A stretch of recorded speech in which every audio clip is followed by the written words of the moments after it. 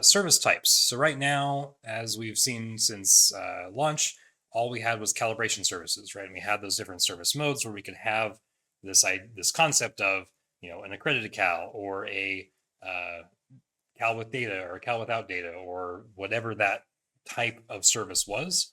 But now we're actually able to configure those and set up additional service types so that we can track things like preventive maintenance, things like repairs as a separate service type. And so if we go look at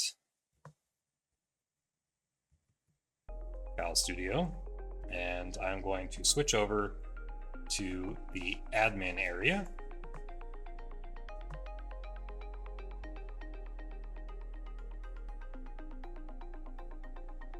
And go to my settings. And so now here nope, I'm in the wrong area. I need to go into the lab and do the lab settings.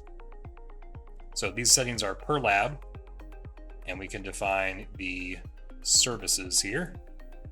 And so within that, you can see I've added a preventive maintenance service type with options of routine or on demand. And so I can add, additional ones, repair services. And I can give options of, I don't know what an option would be, with calibration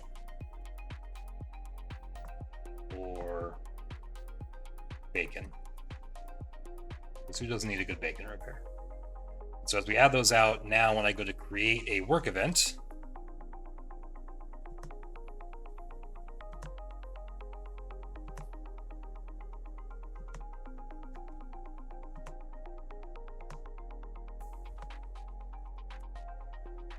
these are now an available service type. You can see preventive maintenance and routine.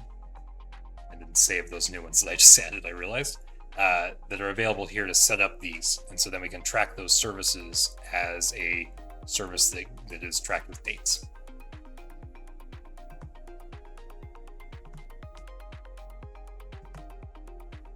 So that way, this kind of sets the groundwork right now, just the beginning of what eventually becomes our service catalog, where we can take those service types and options and link them to specific procedures in the procedure catalog.